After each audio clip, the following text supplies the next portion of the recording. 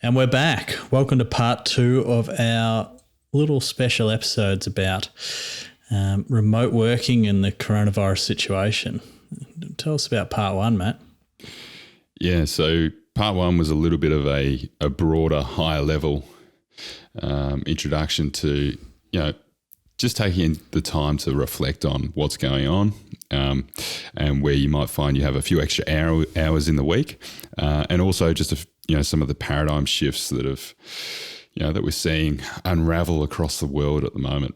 So a nice little introduction to this one. Yeah, so this time we're going to be talking more after about more deeply about working from home, as well as kind of what you can do as an employee or an employer. Yeah. So maybe to kick that off, Lockie, are you wearing pants? I am wearing pants. That is a strange question. That's traditionally how you start most conversations that we have via video chat. Yeah. But I am. But they have an elastic waistline rather than my sort of work chinos or jeans. So I'm generally rocking the business shirt on top, tracksuit pants on the bottom, like a news anchor at the moment. Hey, business on top, comfort down the bottom, mate. I like it. You are well immersed in the remote working ways. That's it. If you take nothing else from this episode, there's some value there. So, and then the next one, have you got batteries in your bloody recording device? I do. Let's be honest, we're not on the best terms right now because you're pretty pissed off that we recorded half of this episode already and the batteries in the recording device on my end ran out. So take two. So yeah. The big one that we've kind of alluded to here is that there is some advantage to be taken in terms of, that you don't need to have all the usual things that you do when you need to go into the office and be face to face, and that's pretty damn obvious. But a way to think about it is being in say your work get up and not being in your pajamas actually has a few more advantages than making you look half respectable when you're rolling in the door to the office. So. A little anecdote, if you will, about Nick Cave. And for those that don't know, Nick Cave is a famous songwriter and musician, and regarded as a bit of a lyrical genius. So he has a daily routine because every single day he writes. And that's that is what he does. That's his work. That's his craft. So each day he rolls out of bed. He has a shower, has his breakfast and everything else, and gets himself organised. And then he gets his suit on. He picks up his briefcase, he puts in his writing pad and his pen and everything else, and straddles up to go out the door and take on his day. So he needs to take 2 lefts, each day when he's heading out towards the office. And so, out the front door, takes a left, takes another left, and then there's actually a third left that he needs to take. And eventually, what he does, he finds himself at his back door, and he walks in, puts his briefcase down, pulls out the writing pad and the pen, and starts writing. That's awesome. So, that's a great story. Yeah. And so what he's doing is actually like setting himself up for the day is the point of that, and actually putting himself in the frame of mind for, getting in the work zone.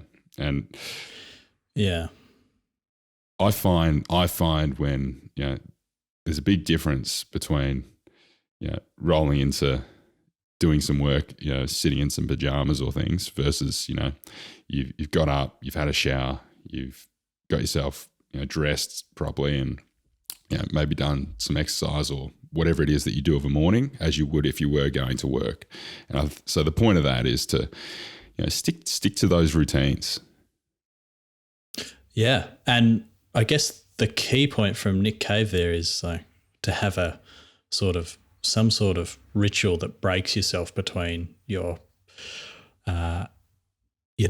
personal life and your work life.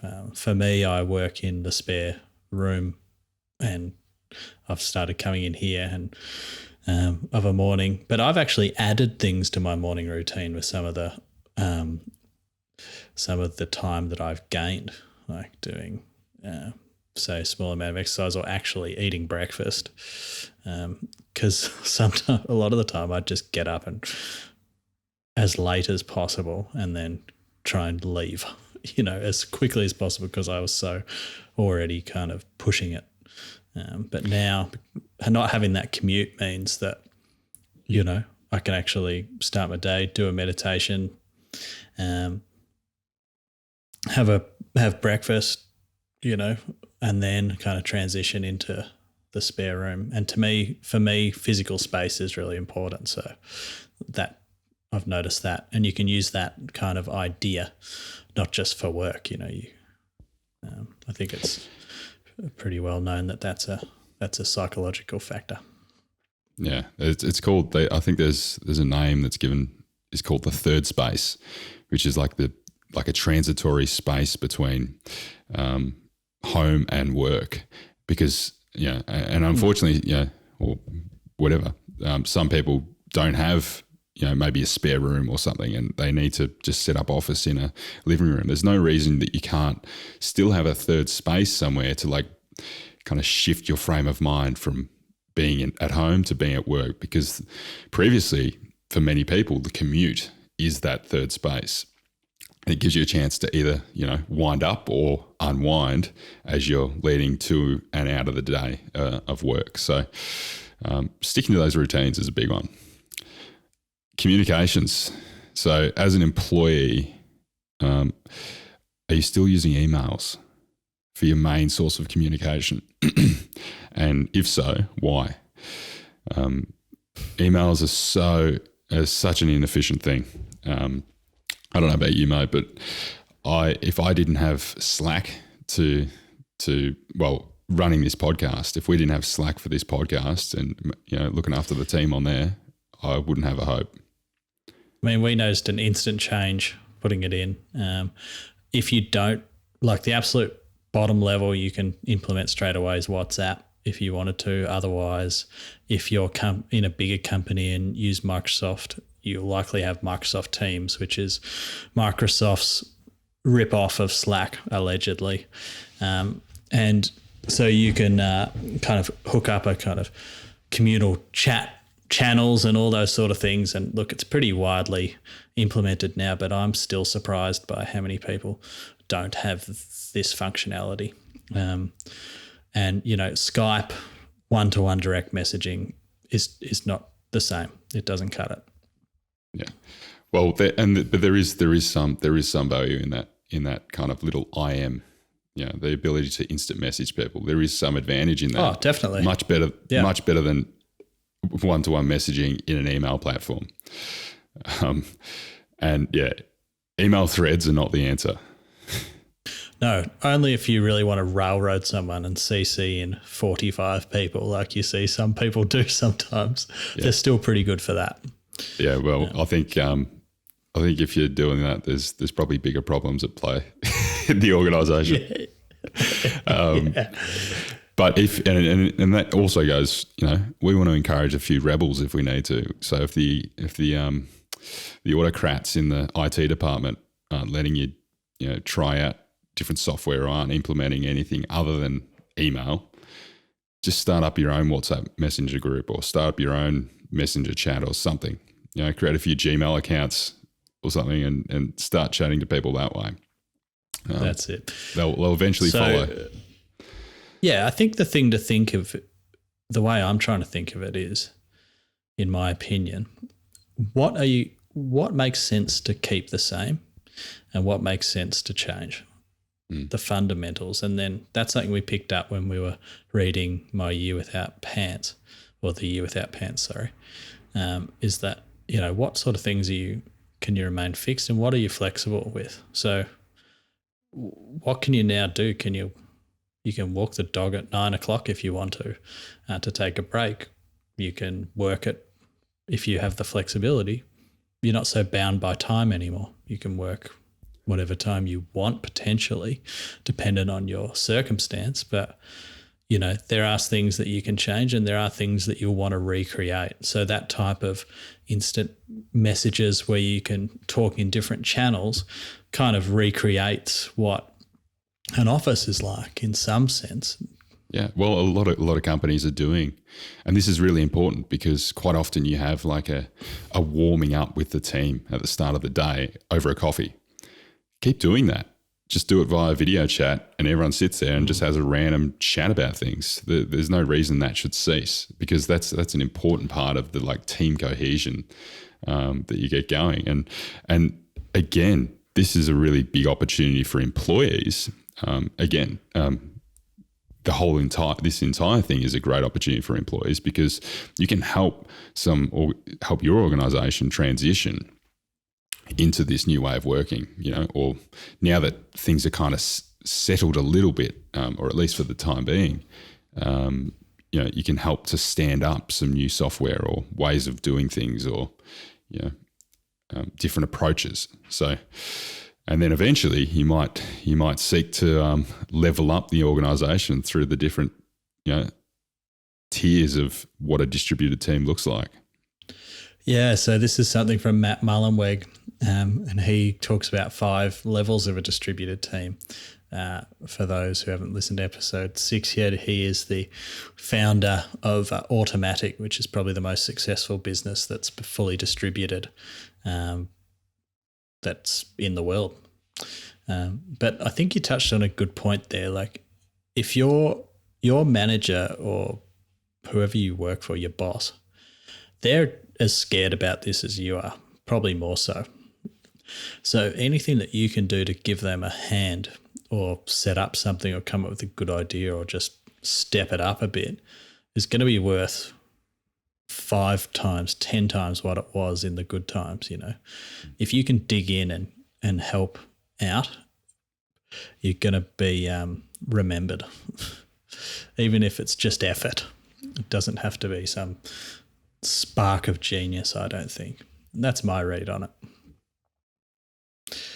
So 5 levels of distributed team. Level 1, Matt says, is no deliberate action. So that's where you really have no real way of additional setup. There's no new software or anything, but you can just kind of keep the ball moving while you're working at home for a day. But most things you'll put off when you're doing it. This is you can pick up the phone. You've still got it. You might have emails on your phone or something that you can kind of tap into, but that's pretty well the extent of what you can do from home. So by the force of nature, most organisations have probably moved past level 1 in some way or another by now. Yeah, level 2 might be where most people are right now. Which is recreating an office online. So you've got Zoom, you can have video meetings, you're still emailing people, that sort of thing. And your work's kind of recreated online, but you've got a few more tools to help you out. You're still kind of working 9 to 5, et cetera, And level 3 is what we can probably start moving towards for most of us. And it's kind of starting to adapt to the medium. So really thinking about, well, what can I do with the technology that's actually going to make things work that kind of go with the fact that you're not there. It's taking advantages of the things that are able. So like he talks about at this point in time, kind of being more collaborative on documents, like say live documents using Office 365 or Google Docs to work live in a document and do the minutes while you're having a meeting or something like that. Kind of talks about having better equipment where, You know, you might have good noise cancelling headphones, good setup with for meetings so people can see each other, and you're starting to get some sort of optimization, like how do you conduct yourself in a meeting?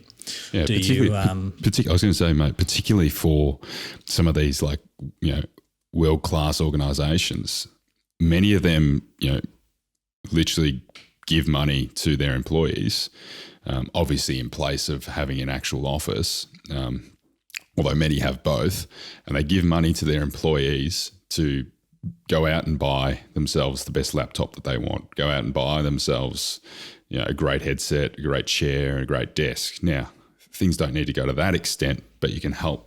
You know, there's probably some smart places to start. Yeah, at this level, you're really leaning into things like Slack and Teams and those sort of things, and creating protocols around chats, how to close out threads properly, how to communicate properly on online, so that, you know, your written word is really descriptive and that sort of thing.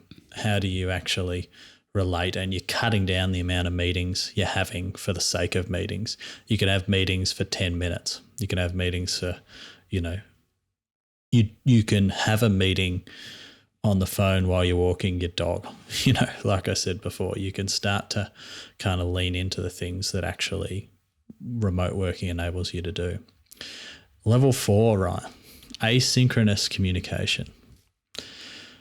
So this is where the communication goes from live to sort of more, I'll get to it when I want to sort of thing. So that starts to work where everyone doesn't need to be online at the same time. The type of communication, the way you're writing to one another, it mostly focuses more on the written word, and it kind of allows people to, what he calls, pass the baton. And he gave an example on the Sam Harris podcast about how, I can't remember, I think it was the Japanese relay team ended up ranking really highly despite the fact that they were individually not very good runners in the Olympics, because they mastered the baton handover. So he kind of talks about this, where he can get his business to run almost 24 hours because he's got people all over the world that are working, and that they pass tasks from one another in a synchronized way, like passing a baton on. And so that allows his employees more freedom and more self-actualization, but keeps things moving all the time. Yeah, well, the 9 to 5 has completely dissolved by this point in time.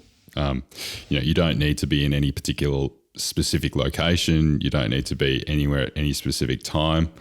As you said, meetings are only when needed, and when you're arriving at these meetings, this is, we've got 15 minutes and we need to be wholly there. We're not playing on our laptop, typing out things at the same time. We're there for a purpose, an outcome, and we want to get out as quick as we can. Yeah. And level 5 is nirvana, which he says is not really attainable. Yeah. It's like he says that there's always good to have some sort of unattainable goal, but this is where the team's performing better than any in-person team ever could. And so it's probably more a thought experiment, but I don't know what that is, but someone will get there. No, I don't know if they will, because then they might start a religion, mate. So his other quick tips are, he says that you really need to be careful with how you write. Writing, particularly in instant message form, comes across very terse, and I don't think this is something I'm that good at. And a good tip to have is just to try and be overly explanatory and stuff like that. Your one-word answers don't help, mate. It's like a dad's text message. So, yeah, trying to be a bit more overly nice when you're writing something. You need to overcorrect for that.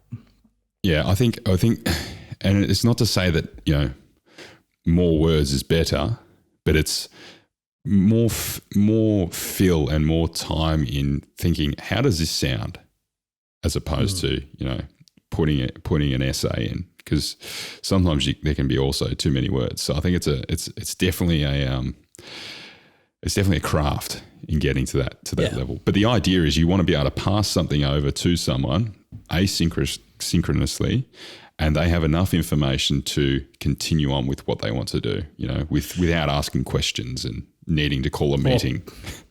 Or pissing them off. Yeah, all that.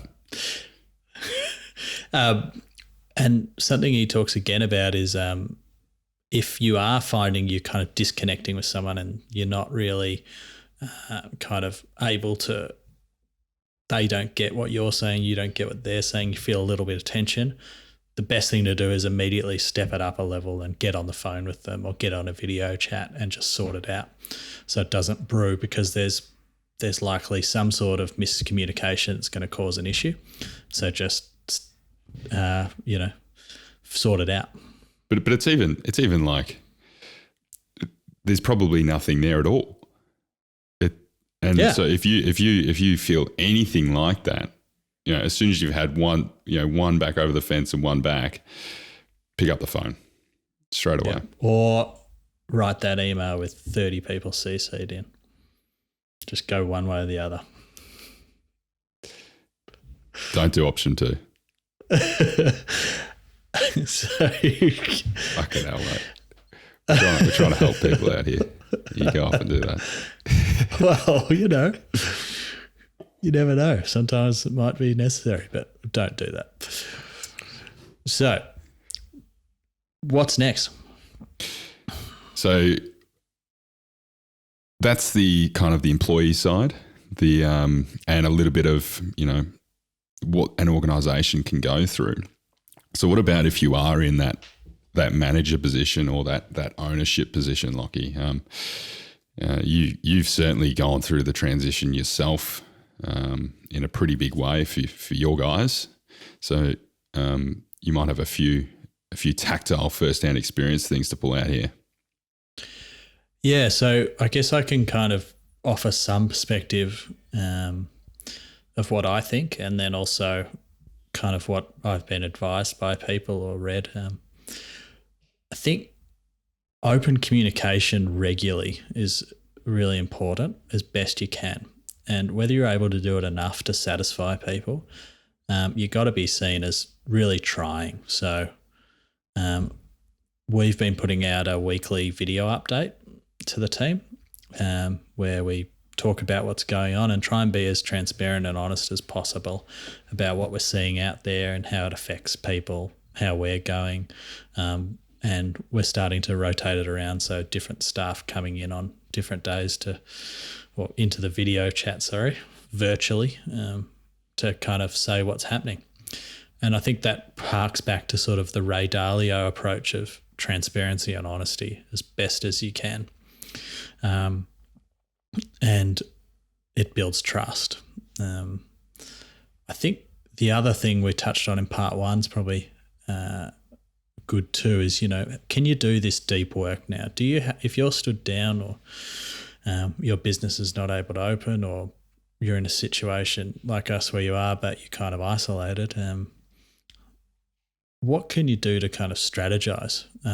One of the people I talk to I respect a lot says that you need to be thinking like COVID's already over, because that'll allow you to think about how you invest your time best and investing at the bottom is where you want to invest. So you may not have the money or whatever, but you've probably got some time. So as best you can, start to think like it's already done and what it's going to look like coming out of it, because you'll be racing ahead of everyone else if you're doing that.